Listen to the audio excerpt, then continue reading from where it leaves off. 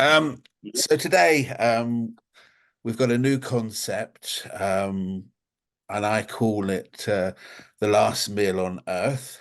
And today we've got the actor Sean Douglas is going to tell us a little bit about his life, background, and more importantly for this podcast, his food taste and potential dislikes. So we're going to start with the first question. I mean, effectively, if you could condense and have a summary of where you were born, how it was growing up, and where you're living now. Yeah, so I was born in a place called Portsmouth, city of Portsmouth on the south coast, which people don't know, it's near the Isle of Wight. Most people recognise that.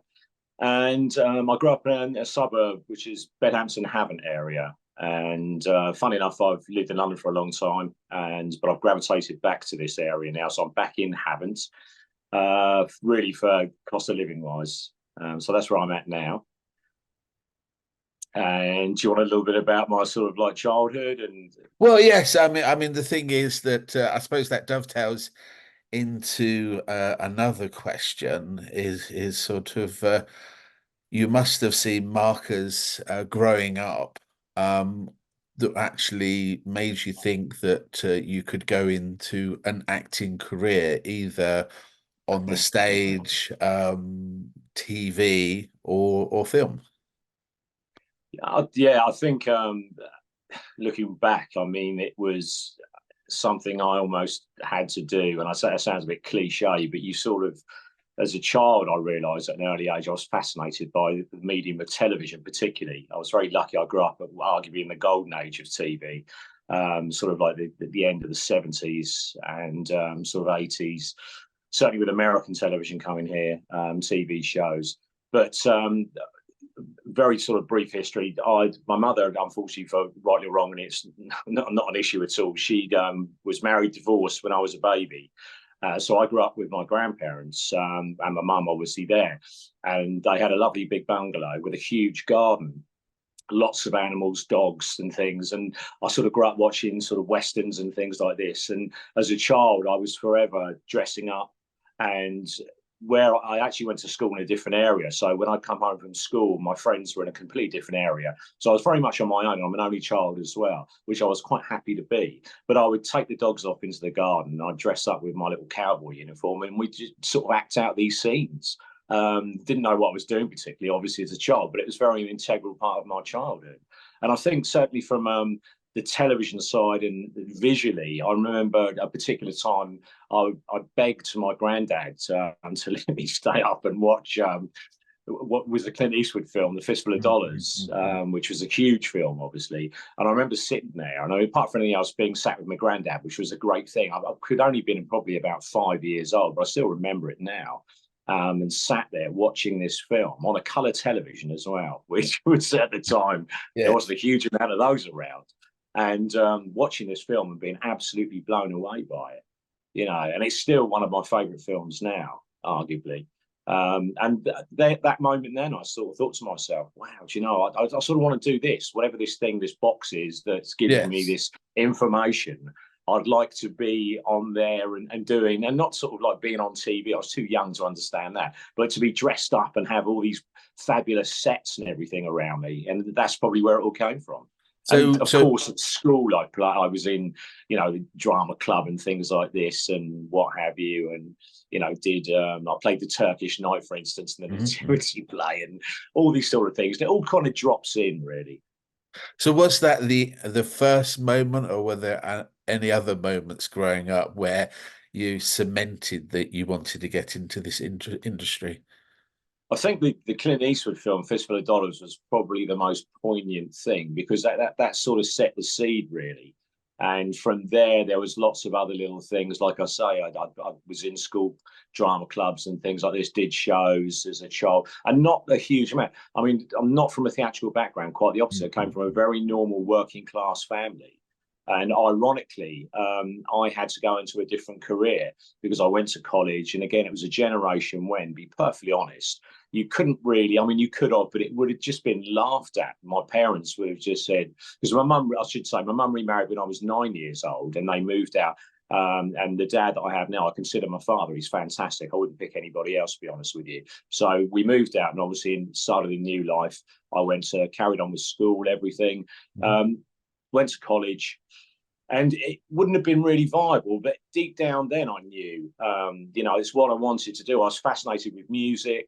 I was very much, weirdly enough, I mean, we'll talk briefly about that, but when I was at college, I got very much into a group called Susan the Banshees and The Cure. I don't know if you're familiar with them. Yes, and I used to dress up like Robert Smith. I had all the black spiky hair, eyeliner, and the smudge lipstick, and you can imagine back in the 80s how that went down in sort of like colloquial little towns. So I remember I went on holiday with Mum and Dad, and they made me walk on the other side of the street because the people were stopping and going like this. They'd never seen what was, I suppose, a gothic kind of character. Yeah, yes. But I was, fascinated with dressing up in this sort of thing and being, almost being this character, really. And that sort of stimulated it as well. But unfortunately, rightly or wrongly, it wasn't viable. When I was 18, I had to do what would be arguably proper qualifications. But deep down, I knew that's what I wanted to do. And it was always sort of, how do I get into this business? Well, leading on from that, I mean, what are the next steps for somebody who wants to move and become either a professional actor or effectively a jobbing actor? I think it's a very different time now. It's certainly far more, I mean, media is phenomenal. I mean, back in the time I was there was no internet. So it was very, very hard. Just from a personal thing, I mean, it'd be interesting just to compare what I had to do. So left college, some jobs and what I've hated them, got fired from a couple of them because it just wasn't me. I felt very sort of out of my skin in an office. I didn't like it at all. And I thought to myself at a young age, I'm sure many young people will, even now, will probably sort of certainly sympathise with this and more than likely empathise as well. I just felt it was all wrong. I was doing something wrong with myself. So kind of long story short, I ended up making sort of my own business, which was in civil engineering, because I had some sort of form of control. And cut a long story short, I worked in that for about 9 years and effectively made enough money that I could go, get out of this. I sold the business off, and don't get me wrong, it wasn't hundreds of £1,000s. It was probably about £40,000 I came out with, which was a good amount of money at the time, with a view that I could go, right, okay, I'm going to try and do what I've got to do to go into the acting industry. And to sort of explain how I did that, and this is how crazy it was. Again, no internet at the time. I literally picked up a Yellow Pages, which some people might not even know what a Yellow Pages is. And I went through there and looked for acting. And a lady came up as a voice coach called Eileen Norris. And I was like, well, do you know what? I'll ring her up. And I rang this lady up, and she was lovely. And she said, so what's your background? I said, apart from, as I've just explained to you, Martin, very, very little. I don't know what I'm doing. And she said, look, come in. I'm a voice coach. We'll look at some monologues, things like this. And this all was new words to me. I didn't know what a monologue was particularly. So great. So obviously went to see Eileen and paid her and what have you. And she was fabulous. And she said, look, you need to go the way the business, but you need to go to a drama school. But there's a fantastic college around the corner, because she said, you're going to struggle to get into a mainstream drama school at your level. You just don't have the background. And I was sort of latter 20s, and I'd have been about 26. So she said, you're going to be up against loads of 18-year-old kids that have been doing this for God knows how long. And I'm like, okay. So she said, what you need to do is try and get into, there's an intensive acting course at the Chichester College.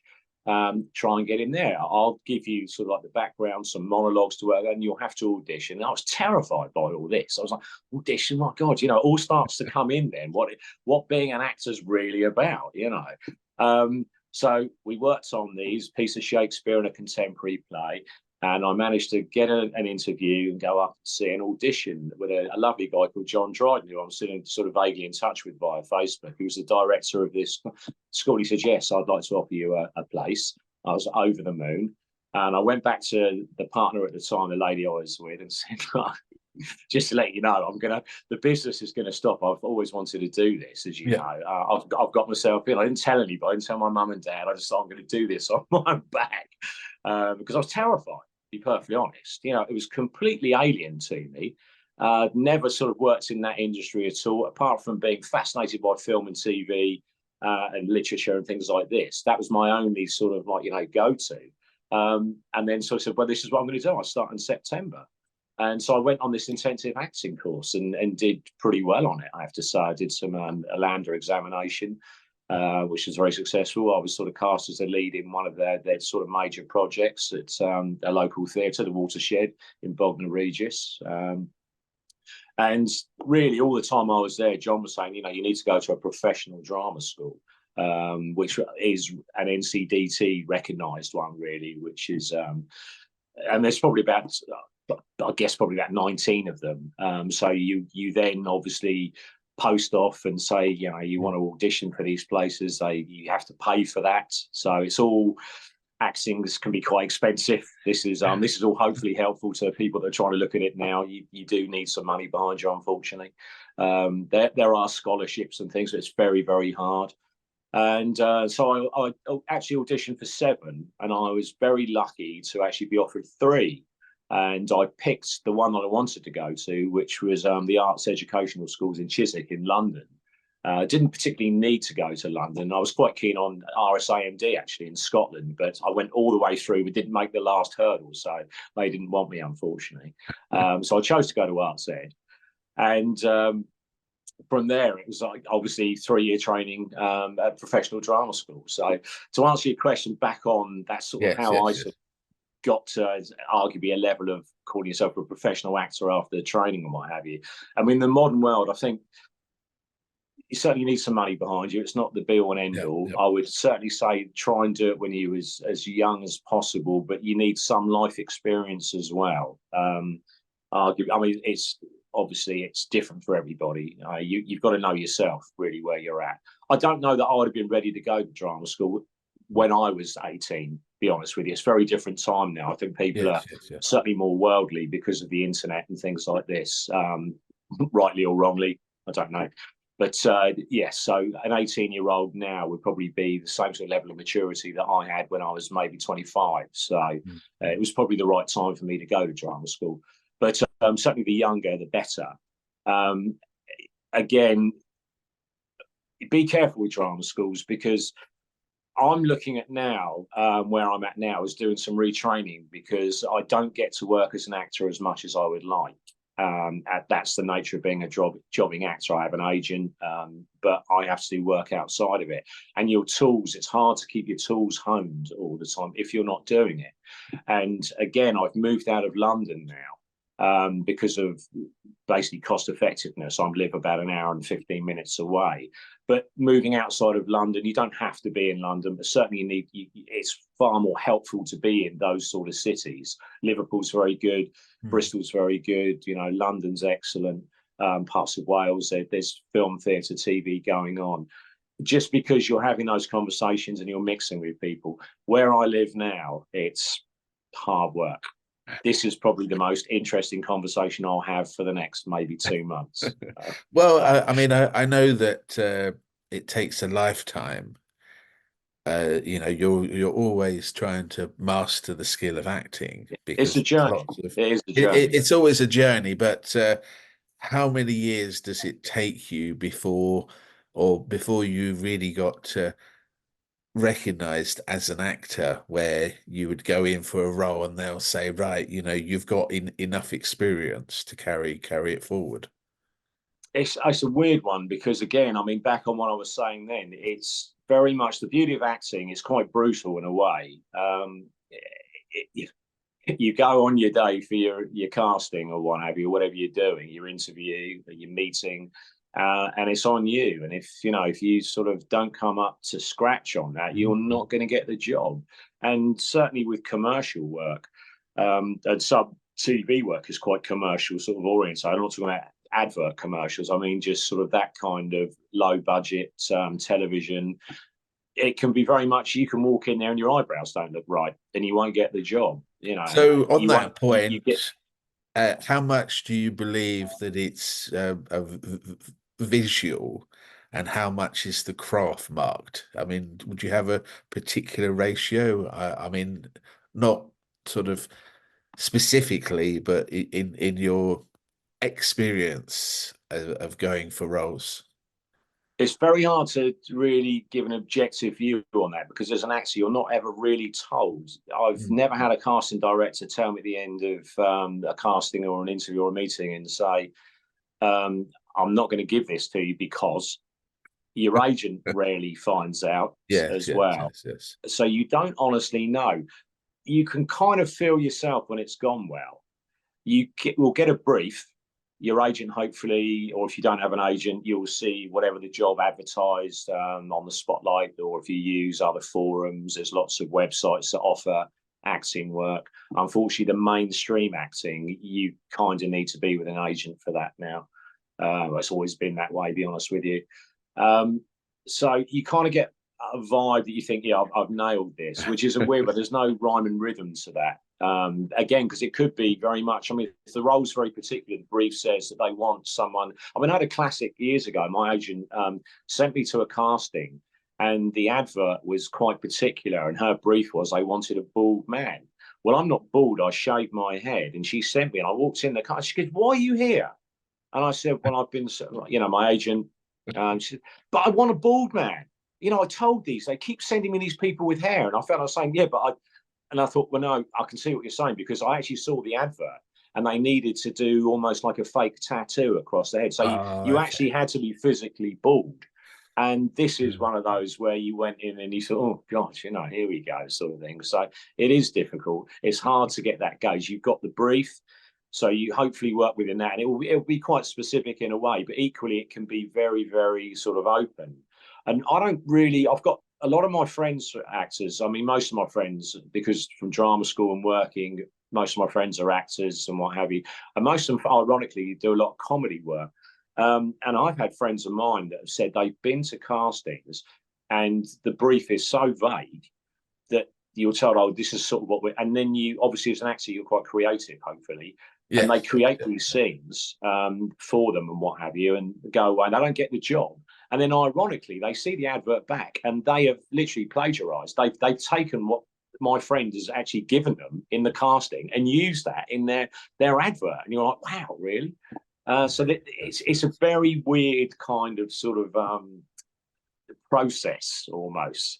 And I think, I can't remember the actor's name, he was an English actor years ago and sort of TV actor. Then he said that he only started getting work when he stopped worrying about it. And there's a lot of truth in that. Well, I mean, it's a bit caring. like most things.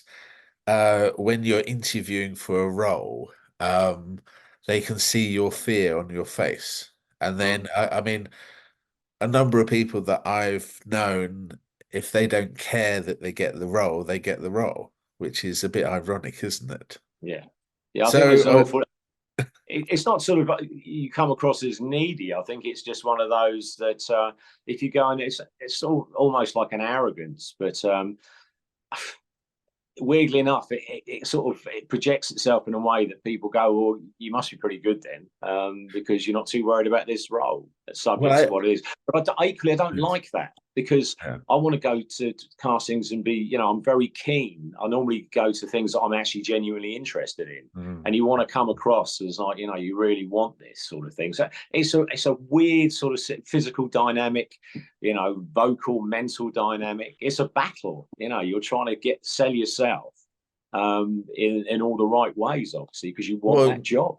You want to come over as relaxed and to have the correct timings, I would expect. And if you're, you have comedy, that urgency and you're going to be taught. So that's not really how you want to come across, unless that is the role that you're going for. Yeah. So, well, to answer your initial part of that question, because it's one of those. Most of these would just open up a book. Obviously, it's for me. I'm a very physical orientated actor, and quite visually motivated. Sorry, my cat's just come out of bed and come in, so apologies if you can hear him mewing in the background. He'll probably jump on my lap now. So, So yeah, certainly you say my comedy actors, it's very much their timing, everything up physicality in that. But for me, what I'm looking at is probably more. I tend to get offered more sort of like physical roles, and the way I present myself physically. Obviously, I've gone back to the shaven head. It's a particular kind of look. So for me, I would say the ratio is probably 80% that and 20%, maybe vocal dialogue, what have you. However, say for a comedy act, it could be completely different. It's very, very much, it's a personal thing. Yes. And there's no right and wrong. This is the worst thing. You go in, you hit some of them. I mean, I did Eastenders. I knew I'd got that as soon as I walked out, because I got on very well with the casting director. He was lovely, really nice guy. And the director there as well. And they were looking for someone that had a bit of swagger and that kind of rough villain. I mean, I played a guy that was in prison, obviously. I was sort of like a get-out clause for one of the actors who was leaving the show. So I was part of his storyline. And straight away, I thought, this feels right. I mean, there's limited dialogue, much TV is, which is great. So it was more about the physical, the presence. And I realised that I needed to be sort of an intimidating character. So that was really 80% physical and 20% dialogue, And you have to make those choices and sort of decisions. And I think most casting directors want you to make a strong choice, even if it's wrong, going with conviction and offer that because they want to see something. And they might end up completely redirecting you, which is fine. And then obviously you've got to adapt to that. But if you go in there, you're a little bit kind of like unsure what you're doing and you're going to struggle with it, But equally, you're not really going to know unless you get a job or not. So do you read the cast and actually change your demeanour depending on the cast that you're filming at that particular moment? Or do you still go out with that particular character? Because you may need to smooth it. When you're on, you talk about when you've got the job. Yes. Or, so when you've actually been cast, I mean, the director you'll get an idea of what they're after. Okay. So we use the Eastenders because Eastenders is a fascinating thing. The turnover is huge on there, obviously. So it's very, very limited. And what you can do rehearsal-wise, I mean, so mine was quite small, a very small part on there. It was, say, Matt D'Angelo was leaving the series. He was going off to Strictly Come Dancing. So the storyline was that he was going to end up in prison. And he sort of met me in transit through the court system. And all we could do was literally run the lines. The first AD came into the green room and we were sat there chatting. I was, do you want to just run your lines? And so I did them with Matt then. So there's no real sort of like real rehearsal. You just sort of do that. And then you go on set and then you do it. And interesting enough, the final sort of scene is I'm in a cell and Matt is like frog marched in by this guard and put into my cell, and then I look at him and say my line and what have you, and it's intimidatory and what have you. And I said it to such a level that he was, oh my God, he just came out of character. He said it's like working with Al Pacino, and the director said, look, just take it down. He said, you look scary enough. Just literally say the line, because obviously I gave it a little bit of energy and gusto, so to speak. So that was kind of how it worked then. So obviously, yes, I did go in there with a view of like I'm going to be, but it was too big. It was too big for in the director's sort of opinion. So I had to sort of rein it right back and just literally say the line a fairly neutral level, because again, visually, he got what he wanted from it. And there's all this business going on. Certainly, this is why I love camera work. It's arguably, I think I've always been drawn more to film and TV than theatre. I've enjoyed theatre. I mean, I was theatre trained, but it's a very different medium. Again, most of the roles I did sort of a theatre were physical orientated, physical theatre sort of thing, stage combat, those kind of things. I'm trained in stage combat. And but with the camera, it's very, very specific. It really doesn't lie. And I enjoy that sort of finite sort of detail. And you can offer things, and the director comes, no, I don't like that, it's rubbish, or can you try this and do, and then you've got things to work with. So the rehearsal process, certainly with those kind of shows where it's very limited, the amount of time, the money that costs to make these shows is phenomenal. It's very much sort of like almost on the fly, work in progress there. Whereas theatre, you've got, and theatre's changed an awful lot now. You used to get sort of like a month of rehearsal. You're lucky to get probably a week now. And it's a shame with rep theatre was fabulous, but sadly those days have sort of died a little bit, where you would obviously perform in the evening, but you'd be rehearsing the next show sort of during the day. Yeah, so I mean, we've been talking a lot about sort of Eastenders. Is there any particular role or character that you like playing the most? And is there a role that you've got that you couldn't wish to actually leave? yeah, I mean, Because how maybe long have you you've got, been Martin? miscast or How long have you got? It's well, weirdly enough, I mean, it's interesting because I think I've always been fascinated with what makes actors. You know, when people are interviewed, I'm more interested not so much about the film that they're in, about their backgrounds and everything, and you know how they tick. Really, I find that fascinating. And so when I was at drama school, obviously I went to Arts Ed, and I was a lot younger, had hair and everything. I was pretty much always cast. Sorry, I've got cat fur all over my nose. I keep stroking my nose. He's on my lap at the moment. So yes, I was pretty much always cast as like almost romantic leads, those kind of characters, the sort of archetypal hero character. I yes, played Perseus and things like this, you know, which was great. It was lovely.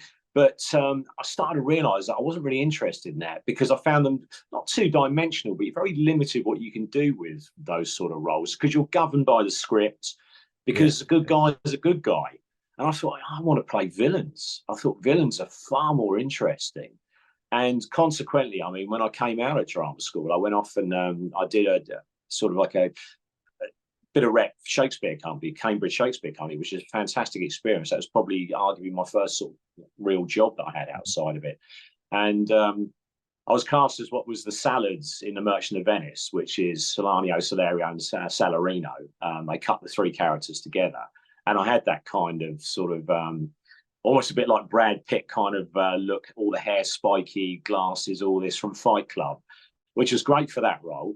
And then the next show that we did afterwards was a Macbeth, and I played Banquo. And the director said, "Would everyone be happy, apart from the women, obviously, shave their heads?" And I said, "Yeah, no problem. You know, I've always enjoyed creating characters." It's so I shaved them, and this look, and it was, I just thought, wow, and that sort of opened up really.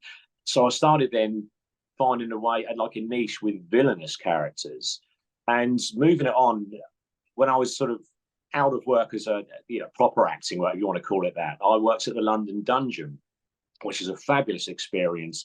And I probably learned more about physical theatre in the London Dungeon. It's the old London Dungeon, the one that was at Tooley Street, yes, not the new one now. Than I ever did at drama school, arguably, with that. And it was a phenomenal experience, because it's changed an awful lot now. Unfortunately, sadly, it's become very much a push button show. So they have actors there, but they're sort of, the scripts are all predetermined. You've got very little scope to sort of move in and out. You're basically like robots, which is terrible for actors.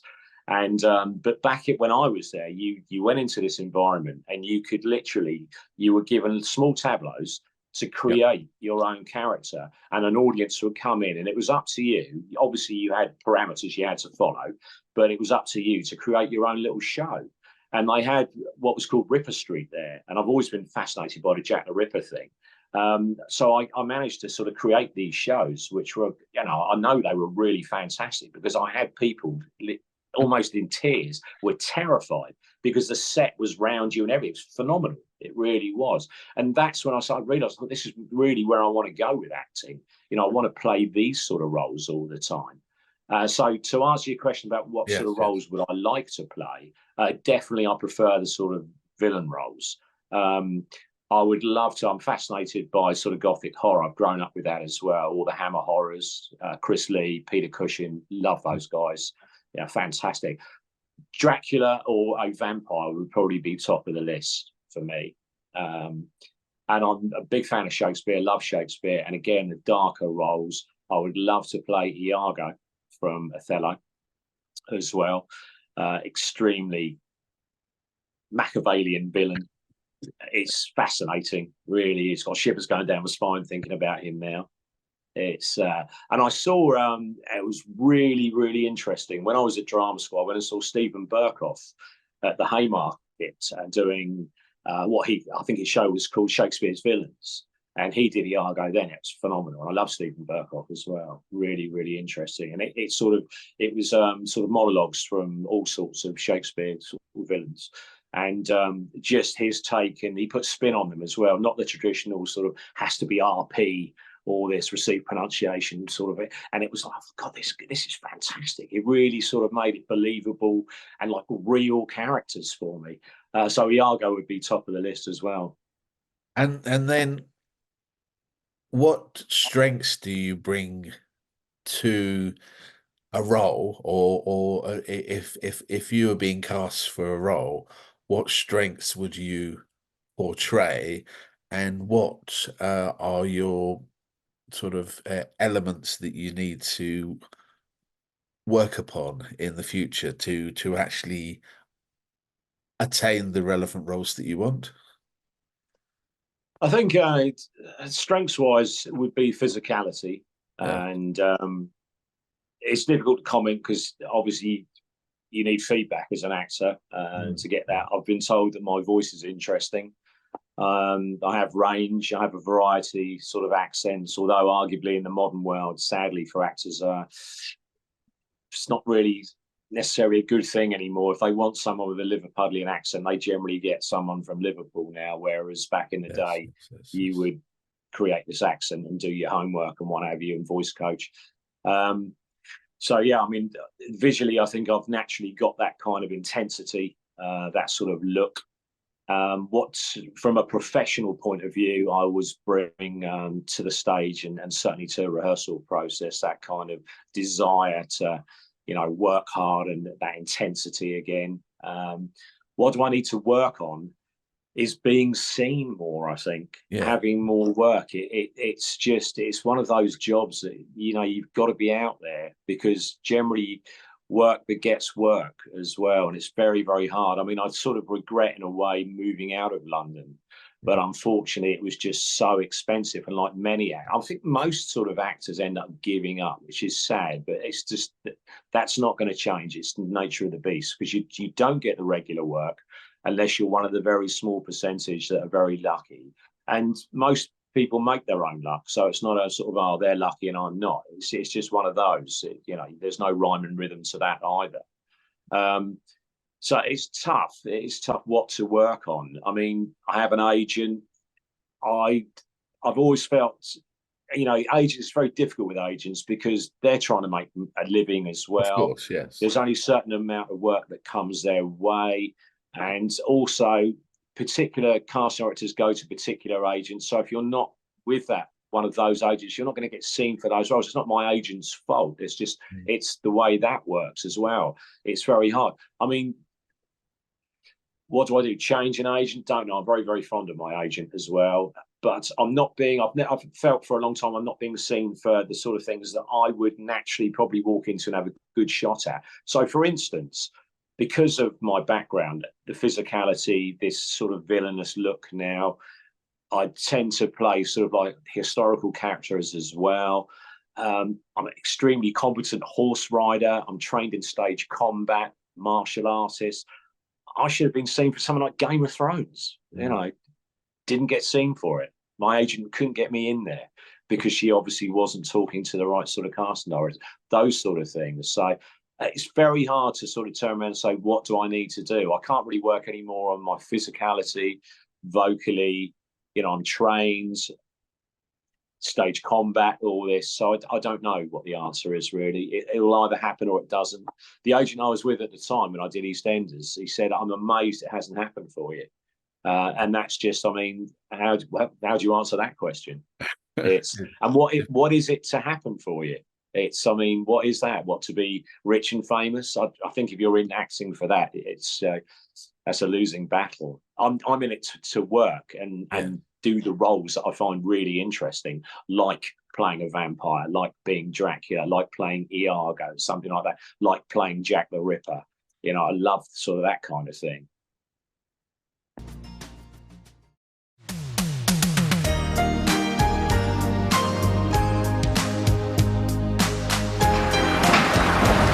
Scared, Chelsea. Didn't they let you give Mummy a kiss goodbye?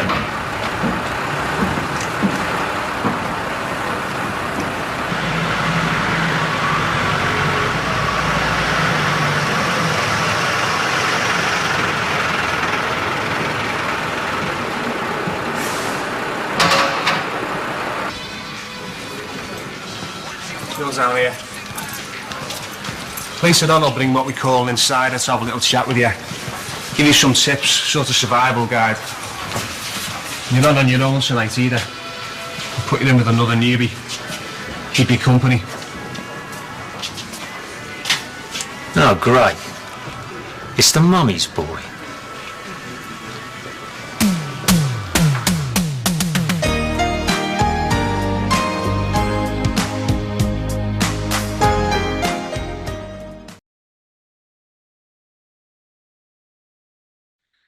Right, so we've talked a lot about your background as an actor, but who have you worked with who has inspired you, and you've picked some tips off, and you would like to work with again?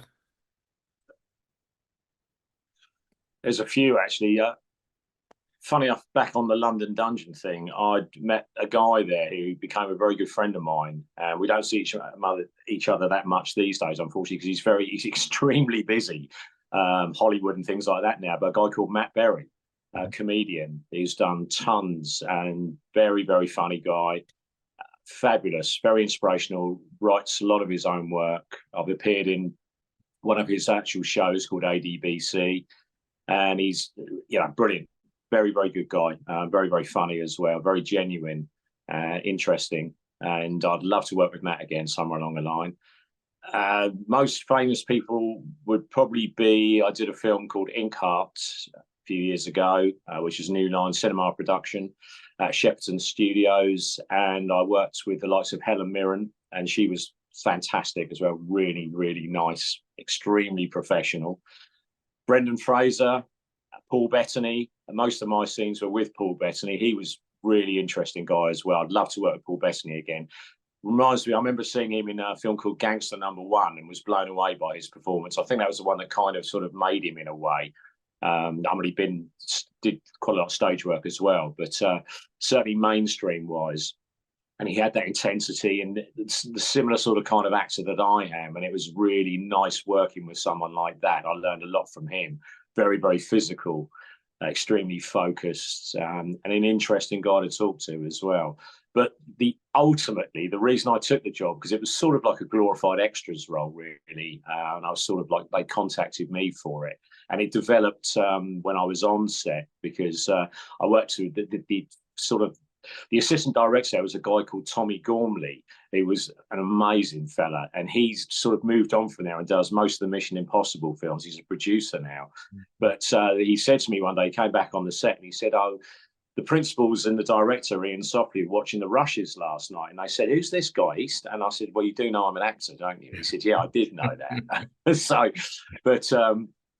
The reason I took the job was where I get around to the most famous, and the person I would love to work again with would be Andy Serkis. I was effectively one of his sort of like sidekicks in it. And when I was told that I'd be working with Andy Serkis, I said, "Yeah, I want to do this."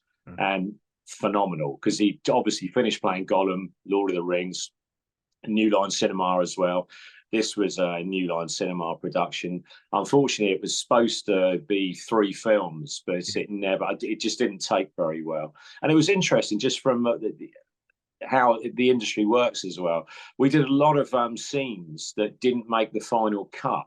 And that was down to, and they were quite dark. I mean, the book is quite dark in itself. It's by a lady called Cornelia Funke, and she wrote these 3 books. And at the time, they were supposed to be sort of like picking up where J.K. Rowling had finished with sort of Harry Potter. That was that kind of fantasy world. And again, I think they'd actually bought these 3 with a view to make these 3 films. But we did these scenes, and they were quite sort of dark, children's fantasy film, but it was at that level, which I think most kids love. But the final edit was very, very sort of almost low key. And these scenes didn't make it. And it was their choice, obviously, in the edit and what have you. And it became a very sort of like more of a, if you like, a PC family, this kind of woke thing again. Yes. And it just didn't do well. It bombed at the box office. It was, I think the budget was £96 million. And I don't think it made anywhere near the sort of money, the expectation. So they binned the following 2, which was a shame. But obviously that was the way it was.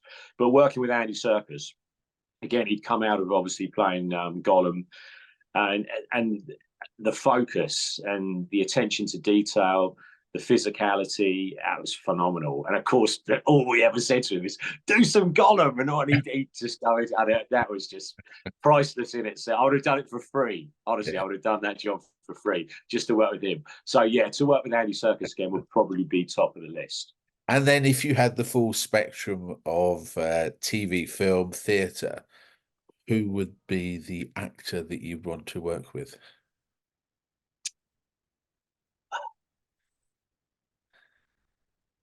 I've been a big fan of Brad Pitt.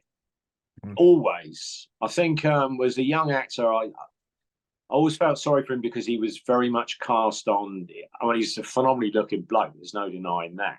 And I think as a young man, I sort of modelled myself a little bit on that. Had the haircut and everything. And certainly as a young actor, I was training martial arts all the time, kickboxing. I taught kickboxing in London for the PKA, and sort of went for that kind of Tyler Durden physicality, the look. You know, I sort of looked like that as well, had the hair and everything. But I think he's very underrated as well. I mean, I remember watching a film called California with David Duchovny and Juliette Lewis. I don't know if you've ever seen that film. No, I haven't. No. And he plays this character called Early Grey, and he's a psychopath. And I think Brad Pitt cameos have been brilliant. Then you see that he really is a good actor, and he doesn't get the opportunity because, again, the business side of it, you know, he's a lead, good-looking man. They're obviously pushing him forwards because that's the money for them. Clearly, he's got his own company now, a production company, so he can push a little bit. But certainly when he was younger, he wouldn't have been able to do that. So yeah, Brad Pitt, I'd love to work with someone like that, really. And again, because I just love the films, and arguably not the best actor in the world, but he does a good job, you know. I mean, his stage presence, his stage wear. Tom Cruise, I'd love to be in Mission Impossible. I mean, who wouldn't? Wouldn't anybody? That's just genius, that sort of thing. I mean, a bit kind of sort of, you know, again, young boy fantasy sort of stuff. But I think as an actor, I've retained that sort of youthful sort of zest and desire to always do that. I mean, the body obviously is getting older now, so it can't do the things it used to. But those are sort of movies I would love to be in, and those actors are doing that sort of stuff. So naturally, I would like to work with those sort of guys, you know. Yes, I mean, the franchise, every new movie, it's just moving forward at an incredibly pace with the technology and CGI and so forth. I mean, he does all his own stunts still. That's phenomenal. Someone of his age. I mean, you can't knock the guy. You know, he still looks fantastic, and he's doing these ridiculous stunts. It's, you know, credit to him. And arguably, I mean, his acting and whatever. I mean, I've enjoyed most of Tom Cruise's work, you know, and same with Pitt as well. I mean, I've enjoyed Brad Pitt's work, even some of the films that are clearly pushed towards that sort of agenda. But if you actually sort of look at some of the lesser sort of, well, not lesser projects, but the smaller roles, for instance, Jeffrey Doynes in 12 Monkeys, fantastic in that. Have you ever seen 12 Monkeys? I have watched 12 Monkeys. Great. You know, Brad, you're like, wow, that's Brad Pitt. And True Romance as well. He plays the stoner on the sofa. That's a great, you know, it's tiny little roles, and you just see that side of Brad Pitt. So, and of course, he's at that level where you think it would be phenomenal. I'd love to go and have get in a pub with Brad Pitt and have a really good drink and heart to heart with him. But there's many actors like that. I'd love to work with Robert De Niro when he was younger. Not so much now, but you know, his film Deer Hunter still blows me away. I've probably grown more to enjoy Al Pacino as he's got older. There's sort of been a swap there. I was very much a De Niro fan when he was younger, and not so much Pacino, whereas gone the other way now, interestingly enough. And Pacino plays those roles that I just love. I mean, Devil's Advocate, playing the devil in that. I mean, God, what a role that was. I'd love to have played that. Never been able to do it as well as Pacino, mind you. But, you know, those sort of roles. I mean, De Niro was fabulous in Angel Heart as Louis Cypher, who was, again, the devil in that.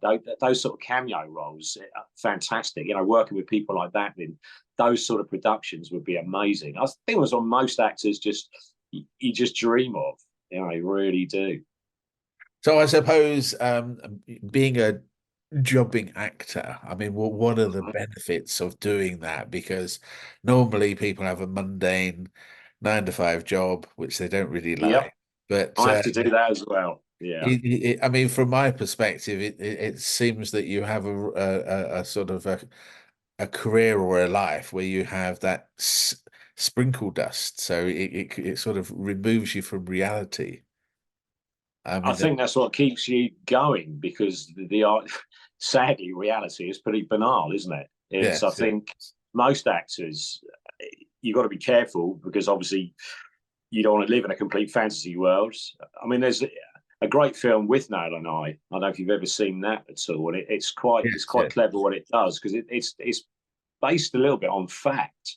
What happened, with these two, because it's written by the guy that actually he went into the Romeo and Juliet film, played Benvolio, and his friend is very much based on the other character that you see this crumble, and that's so there's a fine line between, yes, you want to be immersed in. I mean, look behind me. I surround myself in fantasy.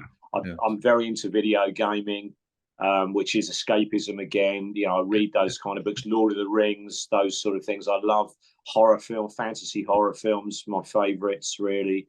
So I'm always surrounded. But I have to go into the real world, and I have to earn a living as well. And as a jobbing actor, there's very few actors make that sort of money all the time. It's a very small percentage. I think Equity did something years ago, which is very interesting. And whatever they did, they got a computer and they bunged all the sort of professional actors, so on the spotlight, into this melting pot. So it was the likes of Brad Pitt, Cruise, down to jobbing actors like myself and whatever, maybe even student actors. And they put them into this melting pot and worked out that for any year, you're lucky to work more than 10 weeks as a professional actor. And that includes the people that are working all the time of any year, which is basically 2 months. And that's terrifying. And it also brings it home that unless you can afford to sit at home and do the things that you would like to do as an actor when you're not working, physical training your voice, this writing, all this, you have to go out and get a real job as well. And that can kill you as an actor as well. It's just the time. Well, I mean, that leads into the next section, which is talking about your hobbies, what you do to relax and remove yourself from drinking tea. Drinking tea, that's my hobby. I suppose drinking tea relaxes yourself and is good for the vocal cords, isn't it? So, I mean, you have alluded to some of your hobbies. I wonder if you could expand some of your hobbies and your interests. Sure. Maybe sort of be a little bit laser focused on some certain aspects. Definitely, yeah. So a big hobby of mine, basically because it's easy, is for me to sort of sit here, because money's an issue. I have to be careful when I spend my money. So I do enjoy video gaming. And also it's a medium for actors, so I find it phenomenal as well. But I'm a big video gamer now. I've played on both Xbox and PlayStation.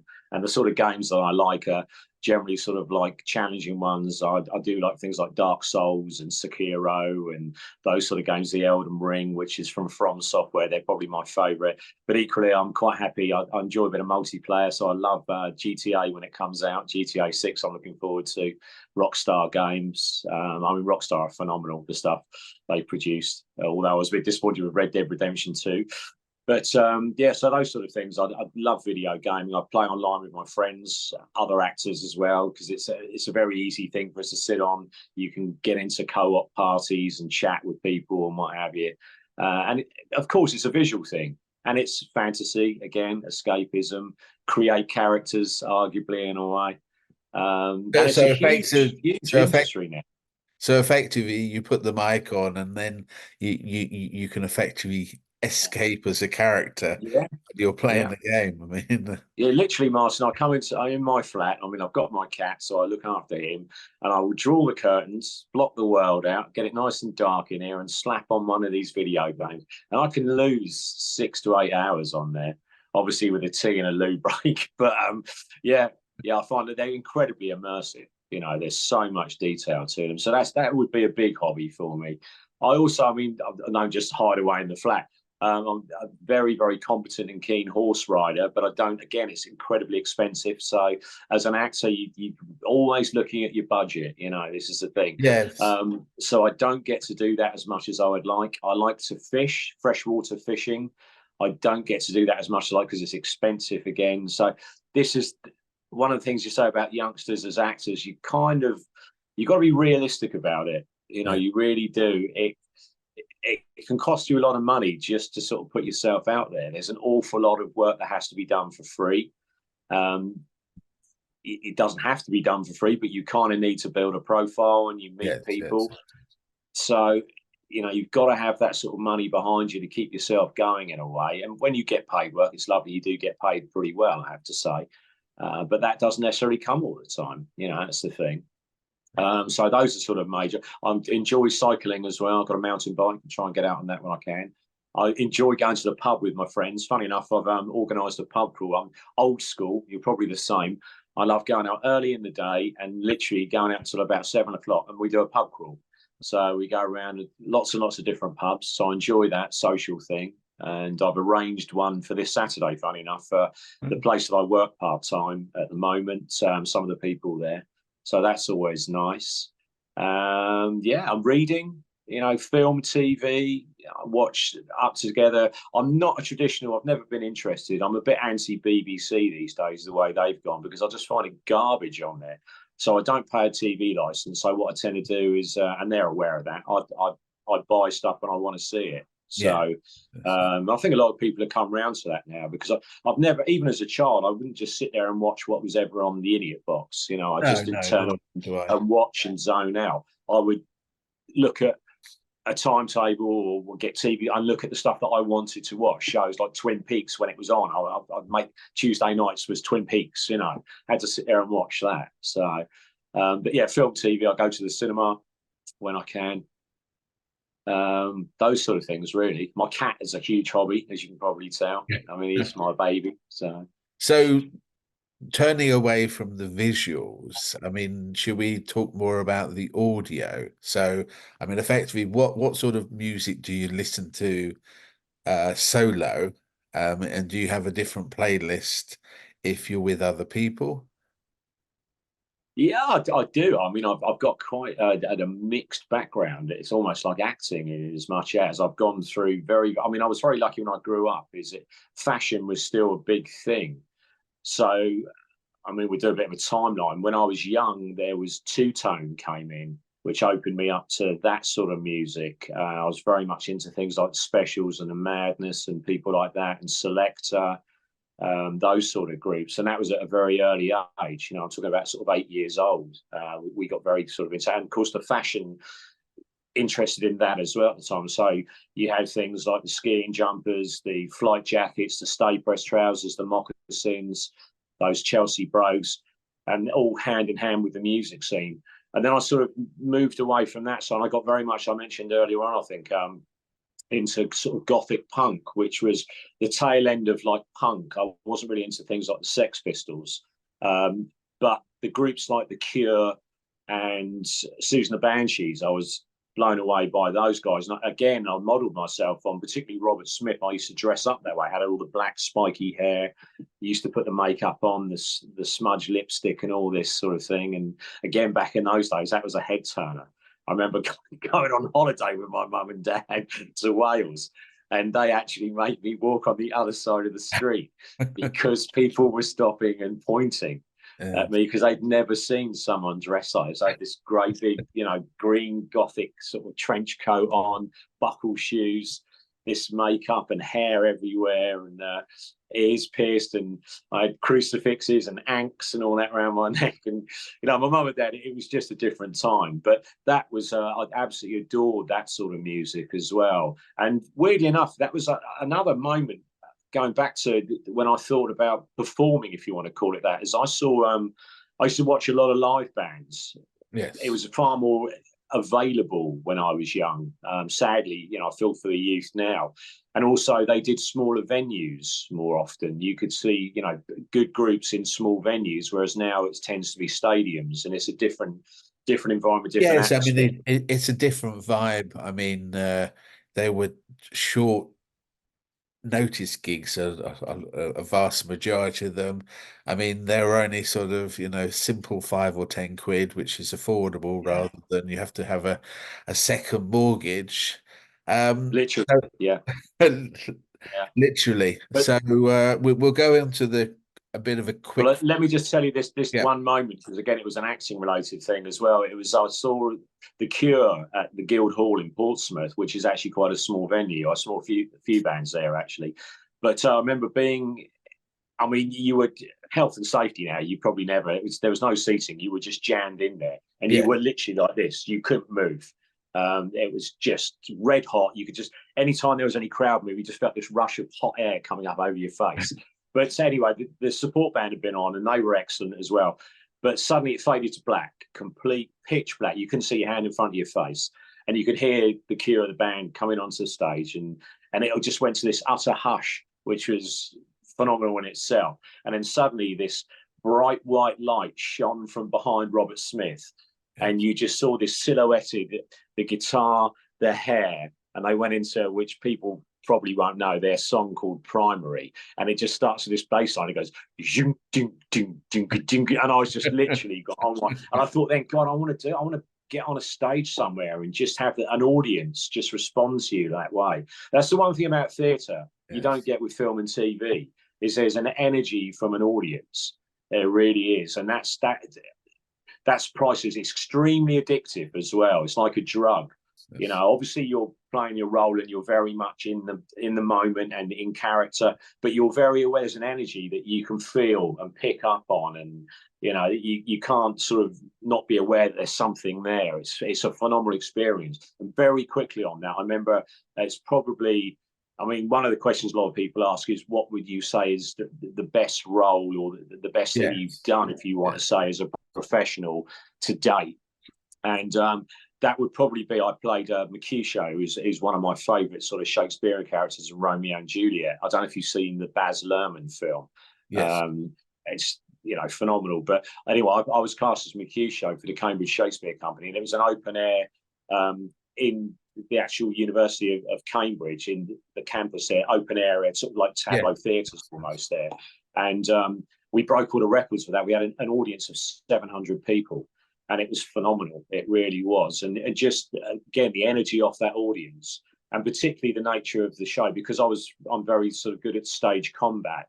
The director clearly cast me on that, as well as obviously playing Mercutio. So we had this huge, elaborate fight scene with me and Tybalt.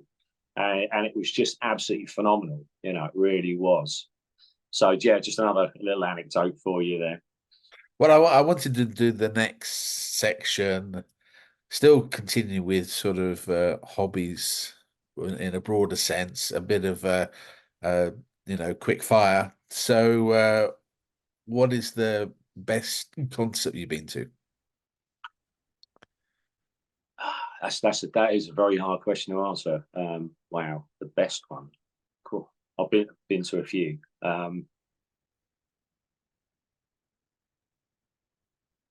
Probably I'm going to have to cheat and give you a couple, because it's very hard to say.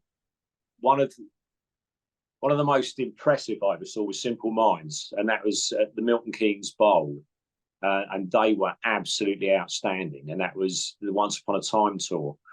And I was a huge fan of the Breakfast Club film, and the song Don't You Forget About Me kind of got me into Simple Minds. They released this album, and I bought this album. And a friend of mine said, again, it was not easy, because we were only students at the time to go to these things. One, you had to get your parents who would allow you. It's a different time now. And but anyway, went up and saw, and they were absolutely mind blowing. There really were. They were on for about 2.5 hours, and they did all their classics. Really did. And Jim Kerr, what a performer, stage presence as well. And they were so good live. I think it's very hard to see people that are good live these days. But another one I've got to say, just for a mention, I wasn't massively into them, but I did grow to love them as well, was I saw In Excess at the Portsmouth Guildhall, which is because they were doing a small venues tour, and that was phenomenal. That really was, again, mind-blowing. I also saw Guns N' Roses at the Milton Keynes Bowl, and that was before sort of Axl lost it. and Yeah. that was outstanding as well. They were on for about 2.5 hours. It really was. So yeah, there's a few. I could go on for hours with that, be honest with you, Marcy. But let's give you those ones really. So your top theatre that you've watched? That Stephen Burkoff's Shakespeare Villains, which was quite unique because that was the sort of thing that he wrote for himself. That was really fantastic. That did blow me away. But I saw Titus Andronicus at the Globe. Yeah. And that was extreme because it's an amazing play. I don't know if you know Titus. It doesn't get done very often because it's too brutal. And people are worried that they just won't go and see it because it's very, very bloody. And it's fun. And they did it at the Globe and it was absolutely outstanding. And I also saw in Richmond, the Orange Street Theatre, I saw The Taming of the Shrew, which is another play that I really, really like. And that was excellent as well, I've got to say. That was, there's three there. I tend to sort of watch the classics a bit more, sort of live theatre, if I can. Or my opinion, the classic Shakespeare. I love Shakespeare. So I suppose the same question for TV. I mean, you've already talked about Mission Impossible. Is that your top film? Or no, I mean that's probably one of the hardest questions to ask because there's so many that I wouldn't even know where to start. But again, I grew up watching cowboy films. I loved obviously the dollar films, are probably my favourites by far. And weirdly enough, the middle one is my favourite, For a Few Dollars More. I think that's the best of the lot. And if you may be going to ask me this, favourite actors, but Jean-Marie Valente, the guy that plays is Ramon in the first one, Fistful of Dollars, and then plays El Eno in For a Few Dollars More. An Italian actor, phenomenal, absolutely phenomenal, absolutely love that guy. And he's just so intense. And that's what a performance that is in both of those. Really is outstanding. So I grew up obviously watching those sort of films. Huge Star Wars fan. I mean, I was obviously young, but lucky enough to watch Star Wars at the cinema. Yes. And that was quite a poignant sort of thing, if you like, in my makeup, because I sat in that auditorium in the cinema where I live now, which is now gone, unfortunately. You could hear a pin drop because we'd never seen anything like that in this country. We had Doctor Who, or Blake Seven, which were great shows. Grew up watching those sort of, but you can see the flimsy sets and the budgets. And then you saw this production, and we heard it was coming because again, no internet back in those days. We were aware of it arriving. I had a friend of mine that, funny enough, who'd moved over from Canada. Obviously became friends when he arrived here, and he said, we've got to go and see this film. And I was like, what's this? This film called Star Wars. And seeing that, so huge Star Wars fan, arguably. One of my favourite all-time villains is Darth Maul. Not a great film, but I love that character. I think it was massively underrated, his performance, Ray Park. But it's one of those films where the special effects have lived longer than they really should have. I mean, they're still pretty I still think they hold up. In 4, 5, and 6, Star Wars, Empire, Jedi, it's still incredibly watchable. 1, 2, and 3, I can deal with them now, but I remember going to the cinema. I was so excited. The CGI killed that for me. And obviously, let's not talk about Jar Jar Binks, but I can deal with them now. I think sort of moved on. So certainly watching 7, 8, and 9, it's become something else. But the originals would always be. But that stop motion and things like that. And the models. It gives it a sense of realism. CGI. It's too clean, isn't it? You need to have you need to make it dirty with atmosphere. I mean, you need dirty actors and dirty sets. Yeah. I mean, when I did Inkart, I was blown away by that because I walked into this set. Obviously, there's a soundstage there. It's huge, and it's an old Shepton's an old aircraft base. So you've got these hangars there, and this huge set, and the detail was just. And for an actor, that just gives you everything. I mean, I remember McKellen saying he was really, really disappointed about The Hobbit because he just basically was sat in, blue and green screens with no one to interact. That's not what acting's about. It really is. You need people dialogue. You need to bounce off people. You need things around you to help you to create all the time. And people argue, so you should be able to do it. But sitting in a green box is not at all. You know, it's not conducive. And I think it broke Ian McKellen's heart. He was so disappointed with that. And what a fabulous actor he is. I know. Yeah. Well, I mean, I remember the was it the Two Towers? It was not really engaging at all because right at the start there was too much CGI.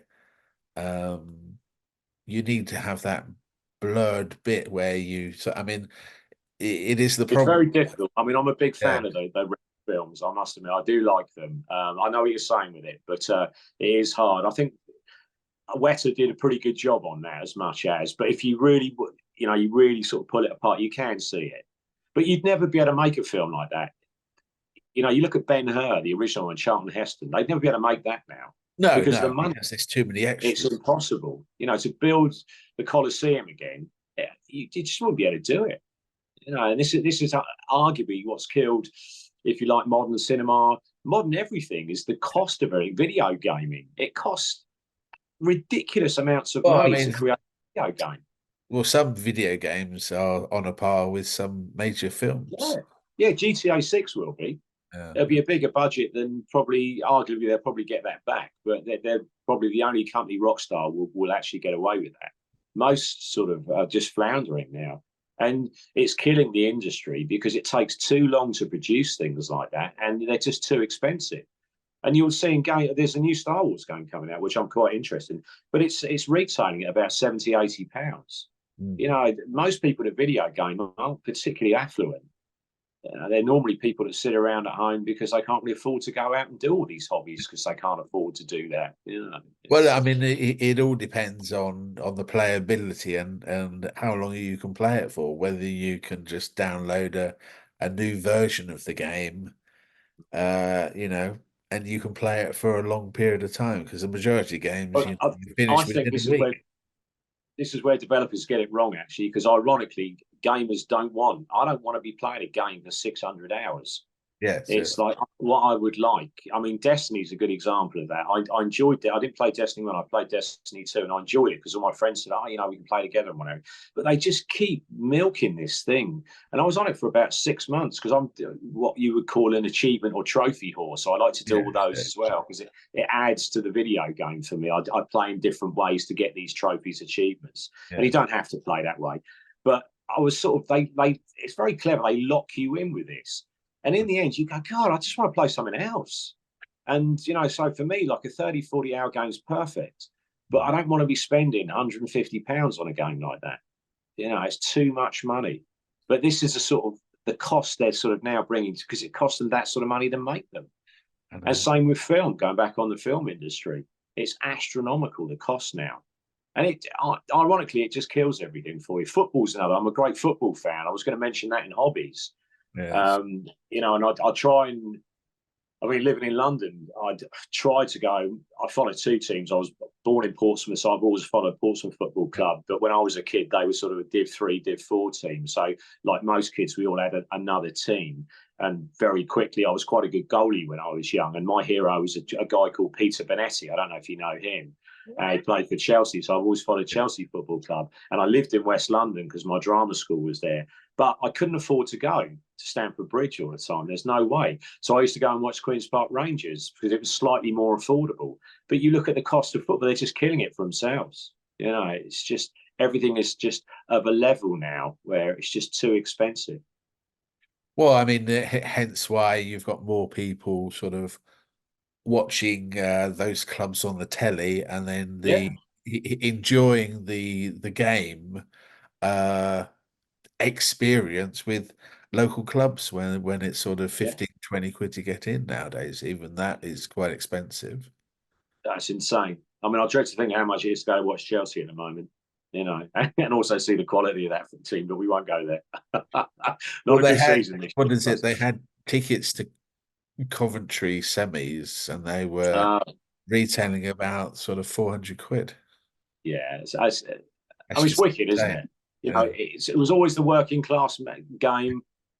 It's supposed to be available to people. I mean, I remember back in the day when I was sort of growing up here, and as a teenager, when I first started working, your mates would ring you up and say, "You're going to football today?" And you go, "Yeah, all right, I'll meet you down at Fratton Park." And we go, and it's a fiver through the, and you just walk in there. You know, so it was very much on the fly. It was fun. You felt connected to the city, did it quite regularly. Whereas now it's a major event you have to plan for one game. And if you've got kids, how do you afford to take a family to a game like that?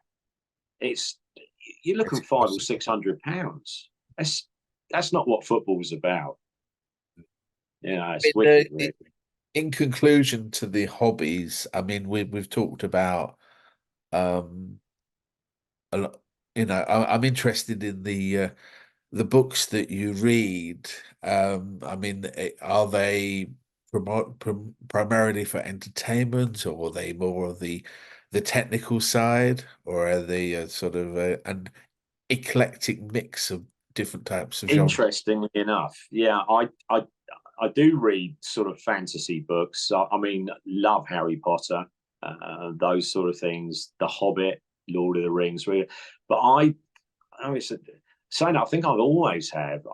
I've always been fascinated with history. I was naturally very good at history at school because I could visualize, you know, these incidents and what have you, what people were wearing, all this. I love going to the V&A, for instance, to see the costume and garments there.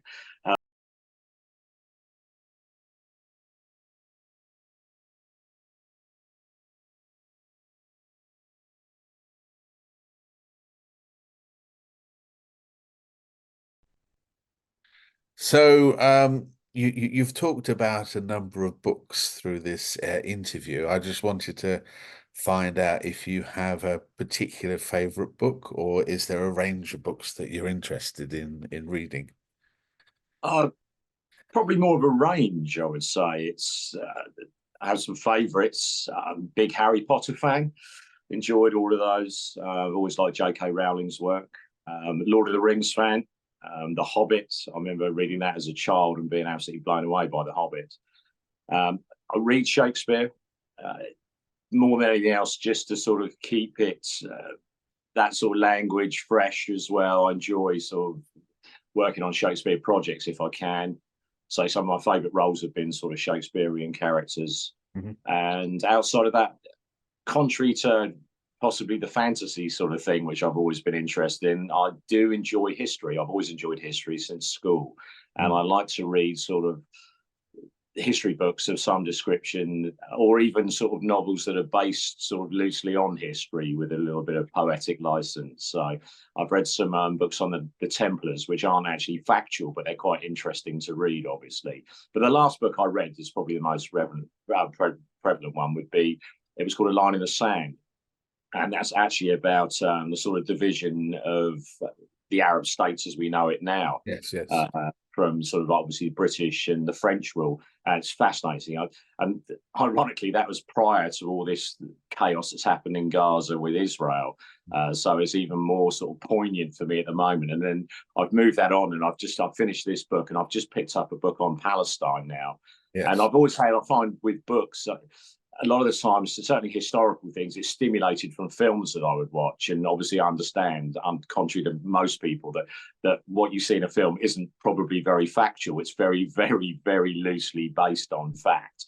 But that actually stimulates me if I see a good film to go and get some proper books on the subjects and just in sort of, you know, investigate a little bit more about it. And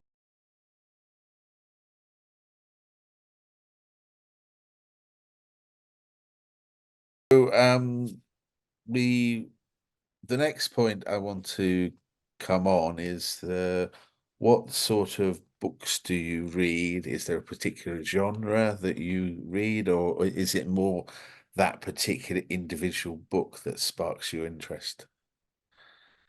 Yeah, I've got a wide range. There's no sort of particular style of book, I would say. I've always been interested in horror. I like reading horror books. One of my all-time favourites would be the classic Bram Stoker's Dracula. I'm a big Harry Potter fan. I love J.K. Rowling's work. Always read those. I read them quite regularly, actually. Go back to them. So probably once every couple of years, I'll read the series of the Harry Potter. So do you feel that there's been quite a lot of heavy lifting of the Harry Potters with the Lord of the Rings and the Hobbit? Yeah, I think there's certainly a connection there as well. Particularly if you watch the films, you can see that kind of link with it. I mean, I think fantasy always lends itself into each other anyway. I mean, Game of Thrones is another example. I love Game of Thrones. I sadly haven't got. I was going to say I'd like to get around to reading those somewhere along the line as well. But just time is obviously, like most people, a killing factor for it. So, but definitely with fantasy, you can see not plagiarism, but there's certainly they lend each other. I mean, when I was a child, I was very much into. I was introduced at an early age because an American lad moved to my school and we became friends. But I don't know if you're aware of something called it was Advanced Dungeons and Dragons. Yes, I used to play it with the weird dice. Yeah, absolutely. And this, I think, stimulated an awful lot of sort of fantasy writing, because prior to sort of, Tolkien's Rings, there was stuff out there, but not like it is now. I mean, it's a genre that's just gone through the roof, and it makes great film. I think many people look for escapism because the modern world is not necessarily quite the way everyone was hoping it was going to go.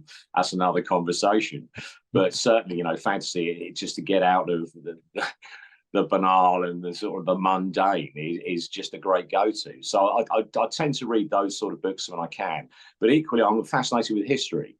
I always have since when I was at school. I was very good at history just because it was more a visual thing. I could sort of visualize the knights, the medieval, these sort of things, Roman history, Second World War, First World War. It was all this, I found it extremely interesting. And the factual side, I've always enjoyed fact. I'm quite a real person, I think, by nature, even though I enjoy fantasy for escapism.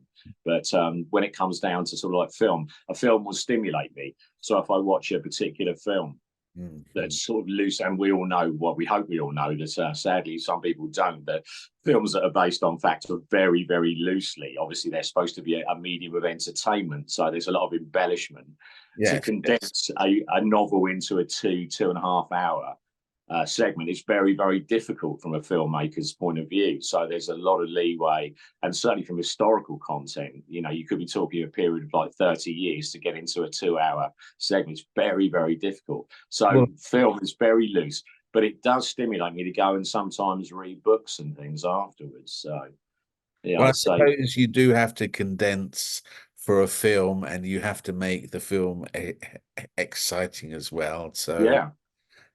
People forget it. I mean, my nan was a great example. I love my nan to bits, and she went through the Second World War. My grandfather fought in the Navy on the original HMS Ark Royal. He was a chief PO. So they were from that generation. They'd seen that side of life, which we sort of hear about or read in history books. And I remember she watched a film called U-571, which was about the discovery of the Enigma machine.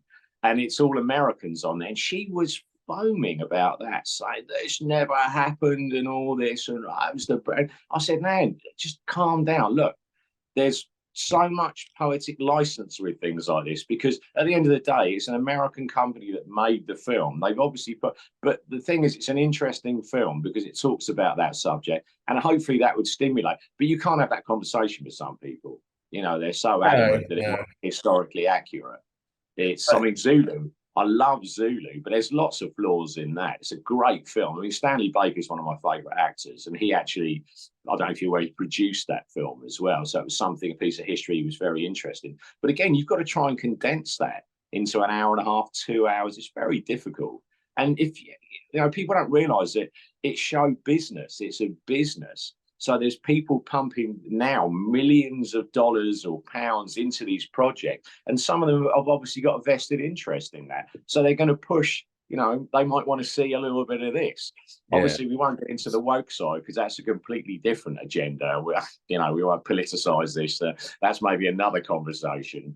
But obviously, historically, that's always been the case. So you're not going to get true facts in a film. Go and read a book if you really want to find out about it. But a lot of people just aren't interested. They take films and they start quoting them and going, oh, this is like, no, it's not. That's all. It's nowhere near actually historically accurate. So we're moving now on to the next section. I mean, the main thing is we want to talk about food. So on the next, what is I mean, I suppose best restaurant has a number of different connotations. Yeah. And it could be the type of food, the service, the location, special interests, special events. Yeah. But effectively, taking all that into account, what is the best restaurant you have ever eaten at? Tough question. Obviously, I'm sort of like a normal person, so I'm not extremely affluent. So obviously, money's an issue, like many people for me. So going to a restaurant is an absolute treat. So restaurant-wise, I think that the most exciting one I ever went to, and it's a bit of a cop-out really, because I actually worked there, was Harrods. I had a meal. I had fish and chips in Harrods, and it was fantastic. And I worked there back in the day. It would be, I think, circa 2001 to it must be 2003, I think it was, actually, tell a lie. And it was more of a museum then. It really was. I mean, it's all changed ownership again now, so it's slightly different. But it was a fabulous place, fabulous environment to work in. It was phenomenal to be in there. And again, I went for a meal in the restaurant, and that was stunning. And yes, it was expensive, but the food was outstanding. I mean, obviously, I just wanted the fish and chips in Harrods. I thought that was quite quirky. So I was working there, so I got some discount and what have you. But that was pretty impressive. But it's not really a restaurant, but I've always enjoyed. I like to try foods. My mum's terrible. She won't really sort of tap into anything. She'll just go for what she knows is safe. I'm quite the opposite with that. I will probably look at a menu and pick something I haven't had. And I'm not worried if I don't particularly enjoy it. I just think, well, I've tried it, But generally, I do like most food. I'm a bit of a foodie. Where I used to live in West London, Acton, which is very close to Shepherd's Bush, just so sort of geographically people sort of understand that, there used to be a kebab shop there. And it was on the high street. So it's not a restaurant, although arguably you could sit in there and have Well, you could do. My God, their kebabs were just outstanding. Not so much you get the traditional sort of pita bread, which we've all seen, which is you sort of open up and they slap it all. These had this kind of like stone oven, and they would sort of hand make this pita bread, and then throw it on this oven. So it was like a huge wrap. And the meat, I mean, I always have like shish and things like that, so it's proper meat as opposed to doner in there and what have you. It's phenomenal, and sadly it's shut, like many of these. I was really disappointed with that, and I never got to find out what happened to it, because I would have one of those once a week. So that was outstanding from a food, and we'll call it a restaurant because you could, and I did sit in there a few times. You know what living in London's like. It's sort of you go back to the flat to sleep pretty much, and then you're out doing whatever you've got to do, sort of thing. So that was a good one. So I mean, the next thing I'm interested in is what sort of what is your traditional food favorite? I mean, is it an example would be a Sunday roast, or is that too sort of obvious? Well, you've nicked it, because I've got to tell you this. We have this conversation a lot. I'm close to my mum and dad still. I'm not married, so obviously I've got a connection with my mum and dad. So I go and see them quite a lot. And both me and my dad have said, so Mum, do you want to go out and whatever? She's not too fussed about it. And she said, do you want to go out? And we both said the same. One, the cost of going to a restaurant now is just insane. It's like going to watch Chelsea play. And be perfectly honest, she's such a fabulous cook, and she's never trained or anything. It's all been self-taught, but she's always enjoyed cooking, and she does very sort of like simple traditional dishes. So you roast, she does chilies and things like that, but they're outstanding. They're honestly better than I would get in a restaurant. So my favorite would definitely be, it is the roast dinner. I'm sorry I've just quoted you, but you've literally just said, that would be it. My mum's roast dinner is outstanding. I mean, I've written a number of different questions about food. I mean, what I'm also interested with a lot of people is what is your favorite fruit? Is it because of the taste? Is it because it's quite easy to transport and eat? So what is your favorite fruit to eat? I have blueberries pretty much every day, I would say. And it's a bit of a double, because one, I enjoy the flavour, the taste of them, but also I've got this thing that I read years ago that they're extremely good for you. particularly sort of like anti-cancer agents and things like that. So I would say if I had to pick one fruit that I could have, it would be blueberries. But I enjoy most fruits, to be honest with you. I mean, I like bananas. I'm very fond of apples, but particular apples. I like pink ladies. Mm-hmm. Very, very fond of pink ladies or Brabants. I enjoy those. I have apples a lot as well. And I enjoy satsumas and tangerines, but I don't seem to get them very often because I find them a bit messy, because I tend to eat fruit when I'm out. Yeah. It's at home. It's do I normally have a meal and fruit doesn't. I mean, the blueberries I'll have, but the other things not so much. So those sort of things I tend to eat sort of on the fly, and I find things like oranges and whatever a little bit. So I enjoy them, but I tend to leave them alone a little bit. Melon. I mean, melon's technically a fruit, isn't it? Yes. Yeah, absolutely. I just checked in. Well, I suppose you have to have together on all that. But I enjoy melon, and again, particularly watermelon. I'm not fussed on the white melons and things like that particularly. It's got to be water. I love watermelon, and that was fabulous living in London. The watermelons up there, God, the size of those. Last year a week. And when you're filming, I mean, a lot of people will think that the catering on site would be fairly poor, but I mean, is there a range of different food styles? Yeah, it's phenomenal. I mean, I did a film called Ink Art. I think we talked about it earlier on, years ago, and obviously it was big budget, and you had A-list actors there and what have you, and you clearly have a company that comes in and does the catering, and the food was outstanding. It really was. You could have pretty much anything you wanted there. And there was, I mean, the breakfast bar was this huge spread of fruits, ironically, melons, pretty much any fruit that you wanted, kiwi, all this, down to pastries and what have you. And then they had sort of like a fairly sort of, not fixed menu, but a variety for sort of like main, and that was pastas, chilies, also, and it was unbelievably good. I mean, it's their business, you know, they're in there every day. So it's extraordinarily good. I think people think it's going to be some rough burger van. Was it? Yes, I mean, it's some perception of sort of, you know, a small range to just sort of feed the crew and feed the cast, and off you start working again. But yeah, absolutely. I suppose. Ironically, I mean, I will say it's interesting because you watch how people work. I personally, I'm not, when I'm actually, I've got sort of like fairly intense scenes to do. I don't actually like to eat anything. I've had people say to me, "You're not going to eat anything," because I can find that having sort of just eaten so it can be quite distracting. I get a bit sort of lethargic. I feel like I trained as a method actor. I'm not one of the nutters, but I like to really feel I'm in the character, so to speak, and become that character. And if I've just eaten a chili, the taste of that I can find quite distracting. So what I tend to sort of have in between, if I've got a big break, then it's fine. But what I would tend to have is I would just have very bland things just to sort of snack on. Like, and for instance, I would just have Walker's crisps, plain Walker's crisps, because I don't find that interferes with the process, and it gives me a little bit of energy. But you see what I mean? It's not distracting. I'm thinking, I've just had a steak and chips meal, and now I've got to murder someone. Yes, I suppose you probably don't want to drink fizzy water in case you make noises from that, and you want to concentrate. Well, believe me, you get plenty of noises and things like that. Yeah, it's always but so, it's damage limitation, and everyone's got their own process. I mean, some people I've seen. They just sit there and they eat a full spread and then go on and do their work. It works for them, fine.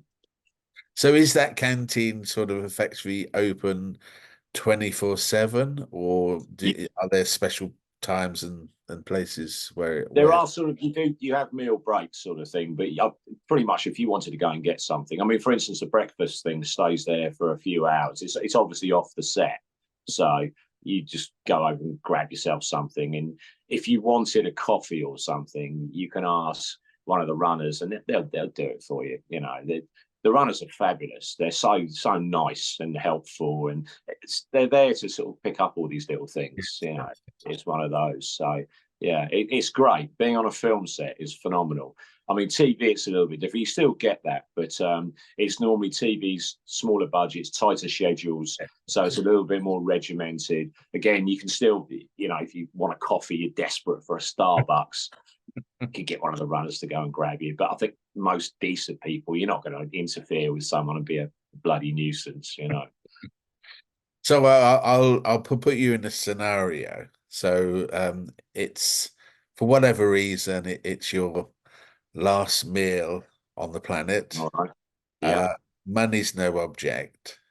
Yeah. So, and then you can make it as sort of wide ranging as possible. So would you find somewhere completely new, or would you revisit somewhere you've already been, so you know the quality and the range of food that you're going to potentially eat? Yeah, a last meal would definitely be a revisit. I'd want the guarantee, the safety net there. Yeah. Would you like to know what it is, or? Well, I mean, we can go through that. No, I'll leave it with you. Yeah, I was going to say I'll tell you what it was, but we'll get to that then.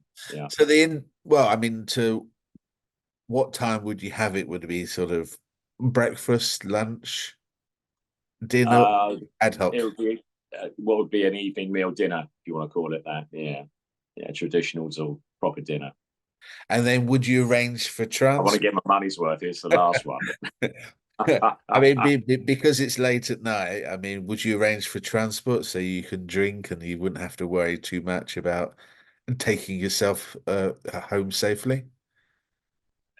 I'd almost say if it's the last one, there would be some drinking and some wine. So I think transport would be a very sensible idea. And then would you have sort of make it sort of a solo affair?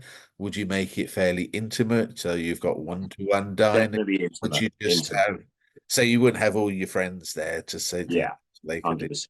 If it's the last, you know, I know you said last meal, I'm thinking sort of in my head last day on Earth. I feel like I'm on death row. So. And then, I mean, would you want to be fairly relaxed? Would you want to be suited and booted, or somewhere in between? Interesting. I think if it was again, I'm thinking last day on Earth as opposed to last meal. Yeah. If it was just you know, the last meal, it's a bit of a sort of abstract almost questioning that. So I'm going to go with like it's my last day on Earth, so it's my last meal. Yeah. I probably would want to dress up. Actually, I've always enjoyed. Again, as an actor, I think we play dress up pretty much all the time. Yeah. I mean, for instance, when I go out with my friends, I'll always normally wear quite what I call a funky shirt, quite a ridiculous looking shirt, you know, flowery, big collars, all this, a jacket.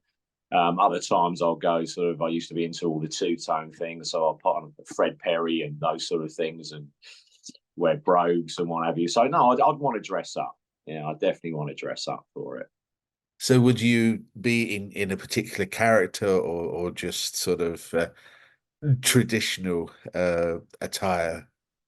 I think I'm fascinated with Victorian garb. I've always enjoyed smock, that kind of thing. I think I'd go that sort of direction.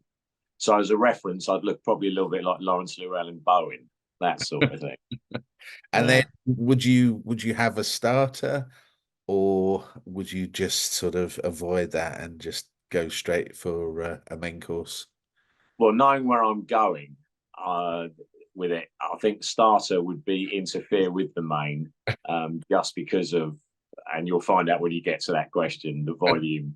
So I'd probably leave the starter, maybe have a small glass of wine. How's that as a starter? And then I suppose after we've gone for the main, then we can talk more about the wine. So what sort of main meal would you go for? I mean, would you go for a really good sort of Sunday lunch, or do something, Sunday dinner, or what would you choose? Very easy for me, and I can be extremely specific with it. I would have my mother's Christmas dinner, which is a roast dinner, and it's turkey, proper turkey meal. It's phenomenal. I've never, every year, it's, just makes Christmas for us. It's my mum's birthday on Christmas Day, so it's a huge event anyway. Well, I know it's quite, well, funny enough, mine's on the 28th, so 3 days after. So Christmas has always been a huge thing for us all the way through, all our lives, really. It's a massive celebration because the 2 birthdays and obviously Christmas itself. So we go a bit silly, really, with it. But that meal is outstanding. And she does everything. You've got the roast potatoes, mashed potatoes done with cream, asparagus with a hollandaise sauce, the turkey, the gravy is phenomenal, made with white wine, chestnuts, stuffing, pigs in blankets, sprouts, sometimes some green as well to go with it. I mean, basically, she's running out of room on the plate to put it. That's why I wouldn't have a starter, because it would just interfere with parsnips. Again, it's absolutely outstanding, and I would 100% have that every time. I look forward to it whenever I go home. I go, any chance we're going to have a turkey or something like that? So in the past, what sort of red wine would you have? Would it just be sort of table wine, or would you go for something specific? With turkey, I'd probably have a white wine. But red wine, I do. I mean, I actually love red wine. I think it sort of varies. I mean, I like Chianti. I've always been very, very fond of Chianti. I find it very, very easy to drink and very pleasing. And there's a smoothness about it as well. But equally, I'm quite happy with just sometimes I find some of the rougher wines, like French table wines, I quite enjoy. I'm a man, so I quite enjoy that sort of like harshness as well. But if I was going to say something, I'd say Chianti, if it was probably the last one I was going to have. Although I've just tried recently, which is, I think it's called 12 Crimes. It's an Australian brand, which has got, and again, being a bit sort of actory, I picked up on the label, which has got these sort of like, Victorian kind of criminals on the thing. I thought, that looks interesting. I don't know anything about the wine. And they're actually really nice, I have to say. Some of them are aged in, I think, oak and sort of whiskey oak barrels, and there's quite an edge to those. So one of those would be nice, definitely. So after finishing this huge meal and maybe having a bit of rest to wait for the stomach to digest, so you can have a little bit more room, would you have sort of a traditional pudding or a dessert? Or, I mean, what sort of, I mean, maybe we're going with the same theme as the main, but if you could let me know about that. Yeah, absolutely. I mean, if it was my last again, I'd go away from the theme this time, because I have a huge penchant for rice pudding. Yeah, and my mum makes a fabulous rice pudding, and her secret. So if any foodies are on here, and it's probably well known, but I wouldn't really know where to start. I mean, I can eat any rice pudding, love it, from Ambrosia to Tesco's budget, what have you. But the homemade ones are phenomenal. Her secret is to use carnation milk. So I don't know if you've ever heard of that at all. Yes. And it just lifts it. It's so creamy. But a homemade rice pudding would definitely fit the bill. So would you have any accoutrements to that? Like maybe some... No cinnamon, nothing like that at all. Absolutely not. No, just raw. Absolutely raw and wriggling, as Andy Serkis used to like to say. So it's, just so I can... It's interesting you pick up just on a foodie thing, because I watch other people eat. And for instance, whatever meal, they'll tend to, say chili, they'll pick up the meat and they'll pick up a bit of pasta and they'll put it in there.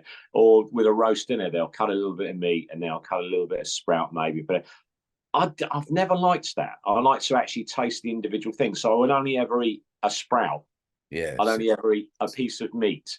I'd only ever eat a bit of potato. I never sort of like amalgamate those things. I find it sort of jars with the flavour. It's only a personal thing. But I've watched other people that sort of do it, and I think it's I would find that a bit confusing. Yeah. So to answer your question with the rice pudding, no, I would just have it as rice pudding, because I wouldn't want things to interfere with that sort of flavour. That's just a personal sort of taste, I suppose. Excuse the pun. So would you follow that off with a beer, a coffee, a tea, or an aperitif? Well, again, last day on our last meal, I'll be looking at trying to tap into all those senses. And again, I love Coca-Cola, but only real Coca-Cola. Okay. I'm not a fan of Pepsi. I know it's ridiculous. I don't know how many people, but I'm quite anal about that. For instance, if I ever went into a shop and they didn't have Coke, then I just wouldn't bother. I couldn't buy a Pepsi and go, okay, I'll have a Pepsi instead. It's got to be the real Coca-Cola. I just love the flavour. So I'd probably have a tin of Coke just to get that sort of taste and for a last time and wash that down. But I definitely want to finish with a cup of tea because I'm a dreadful tea fan. I'd probably drink 30 cups of tea a day. So is this herb tea or builder's tea? No, traditional black tea. Yeah, your average standard. I like the Yorkshire tea. I'm quite into that. So something with a bit of strength. I quite like my tea sort of strong but milky as well. And I've never really been into the herbal teas. Green tea I can sort of do. But again, I think if someone offers me a cup of tea and I say, "Oh, do you want a raspberry or do you want?" No, just I'll have a normal tea, please. Yeah. So that comes at the end of the meal. But if you could talk to a younger self, what would you tell them to make their life more enjoyable, potentially more easier? Maybe they're sort of starting out on a new journey, maybe around sort of 18 or 25. That is a tough one. I would probably say it's a bit cliche, but be true to yourself. And what I mean by that is follow your instincts. Don't let other people sort of push you in directions that you sort of deep down know that that's not really the way you want to go. And again, I think we discussed this earlier on. Probably like yourself, Mark, I was from a generation when things weren't quite as available as it is now. To have those conversations with your peers and your family would just be poo-pooed. It's don't be ridiculous. You know, why do you want to be an actor? Who does that sort of thing? And it could be anything. Why do you want to be a musician? I would say follow your dreams. I know it's all cliche, but there's a lot of truth in it as well. And I suppressed doing things that I wanted to do because other people would probably have not looked very kindly on it and put a little bit of pressure. And it's not a form of weakness. I think when you're young, you go along with people and you want to be liked and all this sort of thing. I would say ignore all that and do what you want to do from an early age, and push yourself all the time. And it will make you happy. I mean, I've had some god-awful jobs outside of acting, and I don't last very long at them because I've always been of the mind that I want to be happy. And I can't think of anything worse than going into a vocational or daily grind that you absolutely hate, because those hours that you're there, you will never get back. No. So even if you're not doing the job that you want to do, you've got to find something. Everyone's got to earn money and pay their way, but you've got to find something that you can get out of bed for and go, okay, well, I'll go and do this. It's bearable. And then hopefully, follow your dream somewhere along the line. Does that answer the question? It does. It's a tough question. That's the hardest question to answer by far. And the last question, I mean, is there any question that I should have asked that I haven't? No, I think you've covered pretty much most of it, really. It's, you've covered previous circumstances. I think you've done a good job. Yeah. Okay. So thank you very much, actor. The only other thing you could say is, do you ever want to get married? Have you got kids? But I think we've already mentioned that. No, I'm not married and I don't have children. So I have a cat. That's enough for me. I love my cats. Okay, I think that is the end of the interview. Thank you very much for your time. Brilliant. No, it's a pleasure to meet you, and I wish you well. Thank you, Martin. You take care. Thank you very much. Cheers. Bye-bye. Thank you.